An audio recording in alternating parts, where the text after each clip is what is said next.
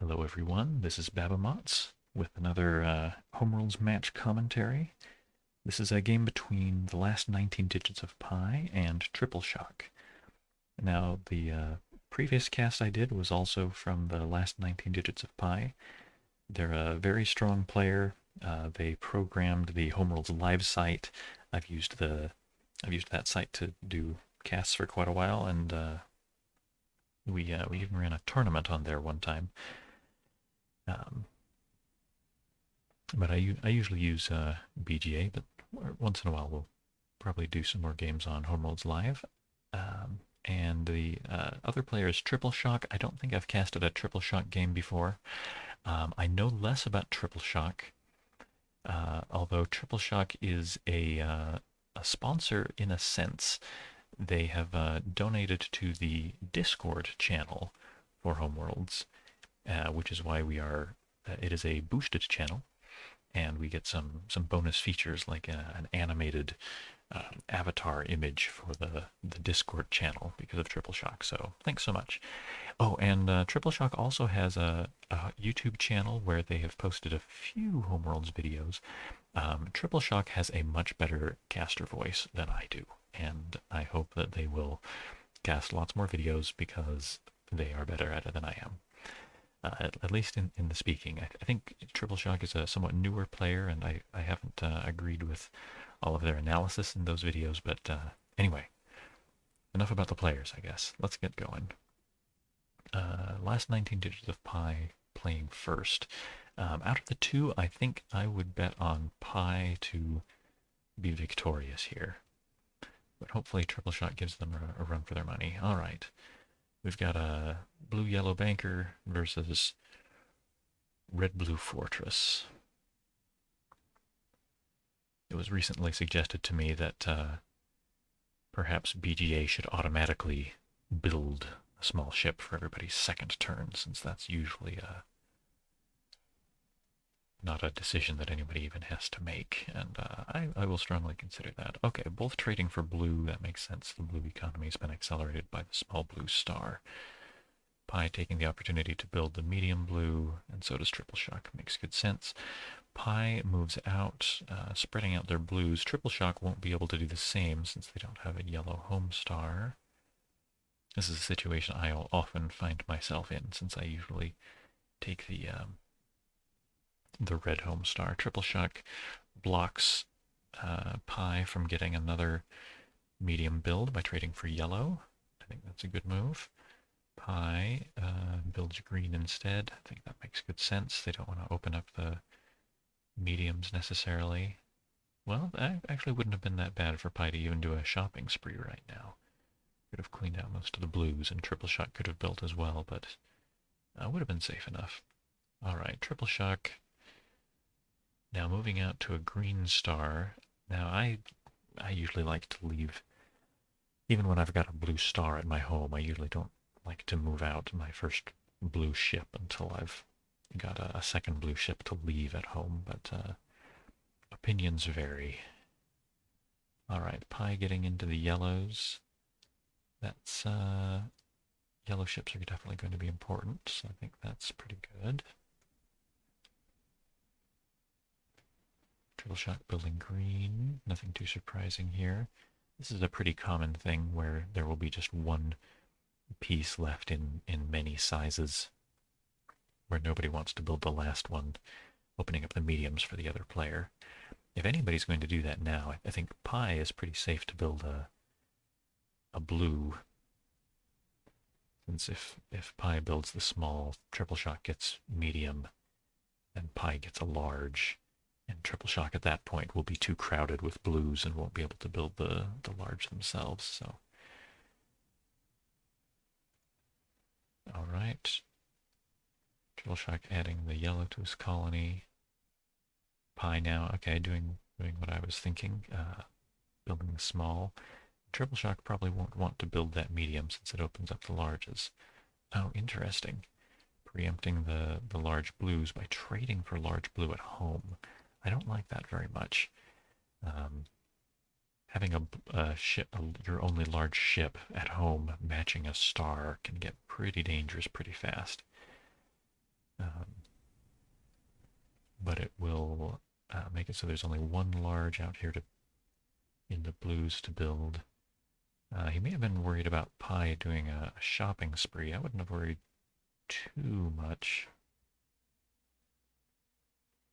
since Pi would have been overcrowded in that case. Okay. Pi is spreading out. Pi could do a blue shopping spree now with an extra yellow build, I suppose. It's not much of a shopping spree when you're giving up your only green, replacing your large green with a large blue, only getting a medium blue out of it, but still a little tempting. Anytime you can sacrifice to do 3 builds. Oh, I do not like that at all. Trading away your only yellow ship for a red. Good to have red for defense early on, but giving up your only yellow for it, I think that's much too high a price. Tripleshock can't create any threats with this red now since they don't have any yellow. Yeah, Pi is free to ignore that and just press his yellow advantage. Maybe cutting. I like the small yellow build. I think he could stick with that just fine. Okay, sacrificing the green. Okay, that was the mini shopping spree I was thinking of earlier. Yep, I think that's quite all right. Tripleshock's in some danger of getting left out of the yellows. But to get into yellow, they would have to trade away the only ship they have of that color in some system. So I don't like this position much. Gosh, and they've traded that large ship at home twice now. Kind of just wastes time when you can't make up your mind about what color you want there. Although in this case it does. So an interesting thing here that puts Pi in check. If Pi were to simply build this large blue, for example, Tripleshock can sacrifice the Y3 to move the B2 into Pi's home for the catastrophe. So Pi has got to either trade or move one of these ships. Or I suppose they could also reinforce with a little yellow, but that's not very good. Okay, yeah. Trading the little red also blocks Tripleshock from building the large blue. Pi is very comfortable here, I think. Although Tripleshock does have a yellow advantage. They've got more yellow than Pi does. So I wouldn't count them out just yet, although I think Pi has demonstrated quite a bit of skill here. I think they'll be all right. Okay, trading for yellow. Yeah, not quite such a yellow advantage anymore for Tripleshock. In fact, Pi now has more places to build yellow, so they may have a better time competing for yellows now. Tripleshock spreads out the yellow to compete better. Okay, and Pi now. Yeah, that's all right.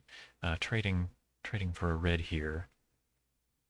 That both blocks the larger builds of yellow and gives them yellow and red in 2 different systems, although they don't have any green at home.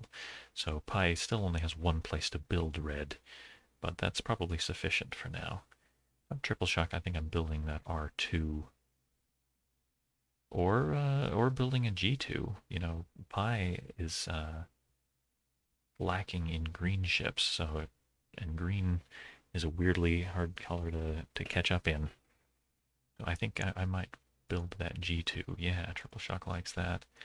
If I'm Pi, I think I take the R2. Tripleshock, I think, ought to be spreading out these greens, or possibly well, no, not sacrificing, but just building an R2. That would be pretty all right. Sticking with the green, okay. And Pi, I think, wants to spread out these reds so that they can continue building.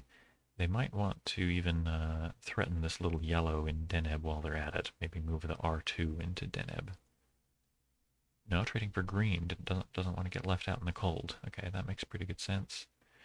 It's a good time to do it before Tripleshock has a chance to spread out their greens, opening up the opportunity to build the G3. Okay, Tripleshock now wants to prevent, well, yeah, wants to avoid Pi getting away with that G3.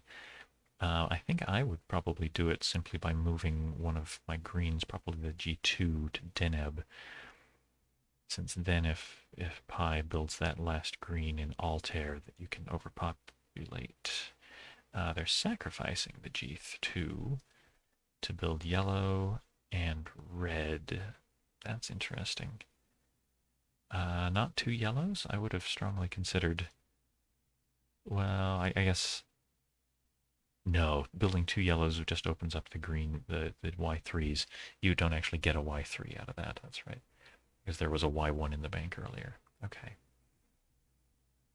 Yeah, that's all right. It also plugs up the bank, so Pi wouldn't have wanted to. Well, Pi might have wanted to build that G3 here, since Tripleshock would have to sacrifice the Y3 to overpopulate it in this position.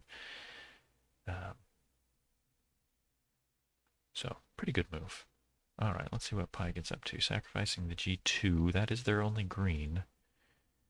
But out of it, they're getting an R2 and an R3. That's pretty good, because Tripleshock isn't in a position to build one of these R3s. Tripleshock might trade or spread these out, but yeah, trading for the yellow. Yeah, that's pretty all right. Whatever Pi does, Pi can build one of these Y2s, but not both, leaving another one for Tripleshock to build. Yeah, so Pi is building one of them, and Tripleshock gets the other. But yeah, and that's pretty all right. Tripleshock's major colony is defended with a large. I'm a little concerned about Tripleshock's shortage of reds, but that can be worked on. And Tripleshock's undefended colony here in Deneb, just one little guy, and he can run away easily enough. Okay, Pi getting back into the greens. I think that's a good idea. If Pi spreads out these reds now, they can do a shopping spree and gobble up the rest of the red bank, and then Tripleshock's in quite a lot of trouble, actually.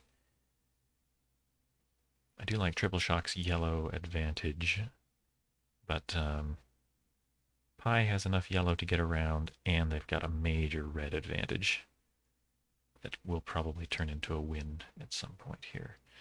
All right, Tripleshock just building a green. Yeah, I guess that's all right. I think I would build the red instead, because if at any point Pi gets into a position where they can move two larges into Tripleshock's home, Tripleshock doesn't have enough red to capture both. Pi has plenty of red to then take over Tripleshock's home. That's a standard direct assault that Tripleshock's not ready for. All right, Pi finishes off the greens from the bank. Let's see what Tripleshock picks. I think even though it opens up a large red to build, I think Tripleshock should build the medium red. And if Pi wants to build that large, just let him. You can sacrifice a medium yellow to let him to overpopulate it. Okay, but no, he's moving out green to a medium blue. I don't like that very much.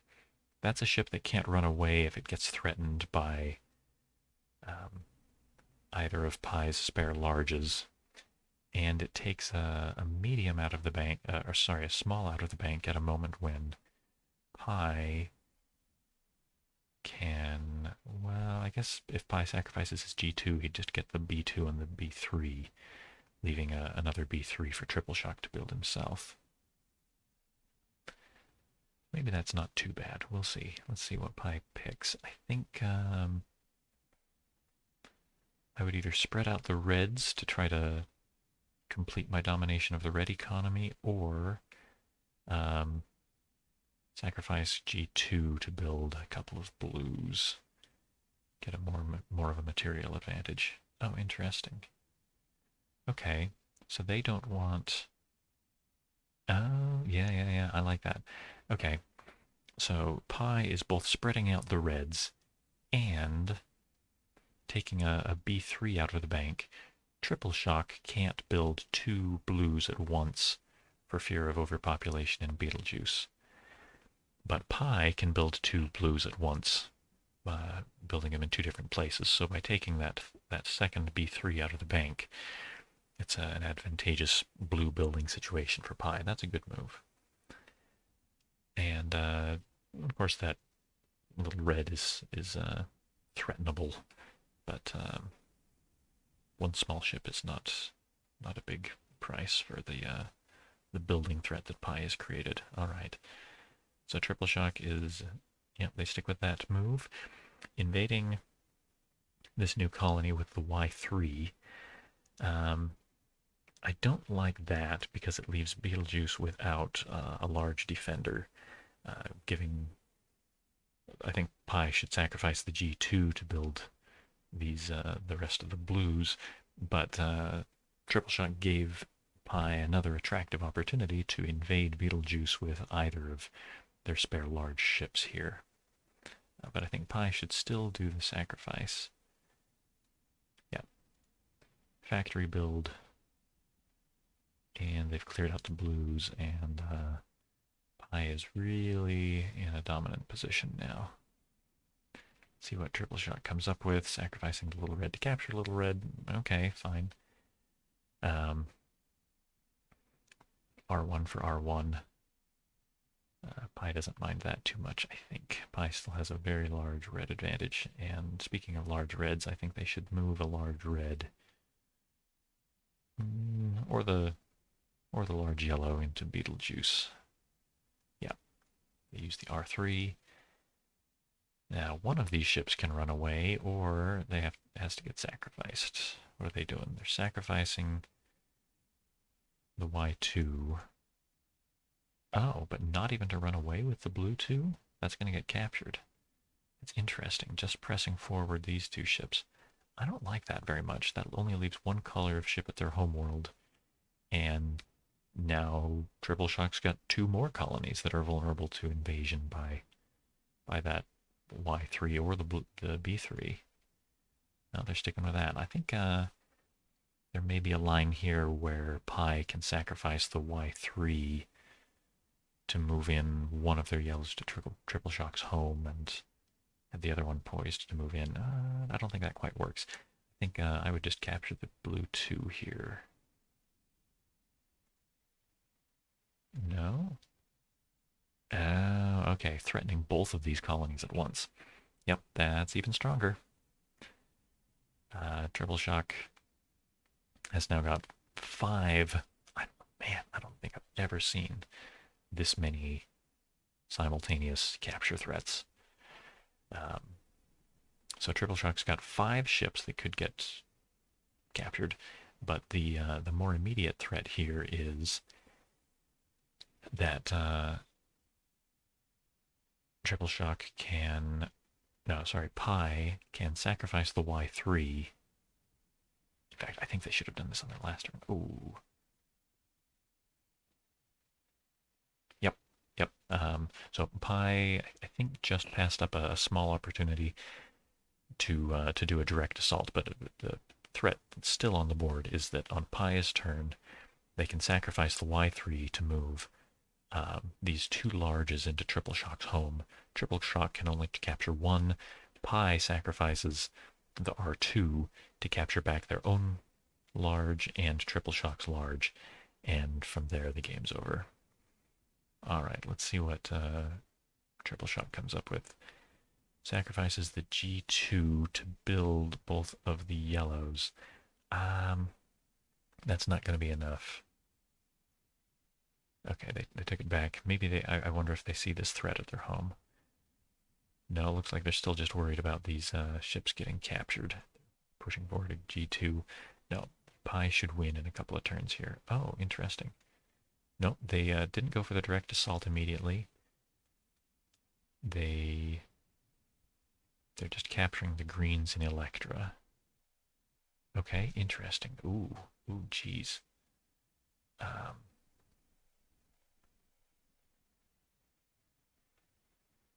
wow, that comes.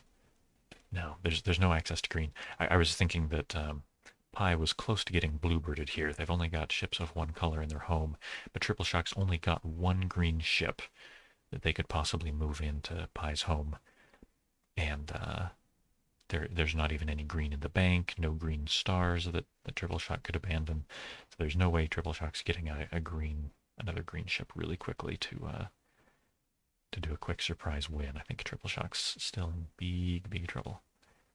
All right, what are they coming up with now? So sacrificing the little yellow to get it out of harm's way, and Deneb to move blue to caster.